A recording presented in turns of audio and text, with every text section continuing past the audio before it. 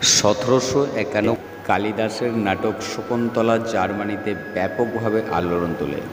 German কবি, নাট্যকার, জীববিদ, তাত্ত্বিক পদার্থবিদ এবং বহুবিদ জোহান উলফগ্যাং ভন গোয়েনথে একটি কবিতা আকারে শকুন্তলার প্রতি তার প্রশংসা প্রকাশ করেছিলেন।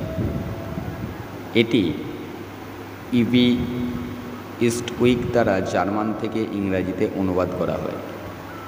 তিনি লিখেছিলেন, যদি আপনি বসন্তের তরুণ ফুল এবং গ্রীষ্মের ফলগুলি একেবারে উপড়ে নেওয়ার জন্য প্রস্তুত দেখতে চান, অথবা যদি আপনি সেই বস্তু দেখতে চান যা আপনাকে খুশি করে, সম্মোহন করে, আনন্দ দেয় এবং একেবারে নিভিয়ে দেয়, অথবা তুমি যদি পৃথিবী ও স্বর্গকে একই দৃষ্টিতে দেখতে চাও, আমি শকুন্তলার নাম ডাকি এবং সমস্ত অনুসন্ধান একযোগে উত্তর দেওয়া হয়।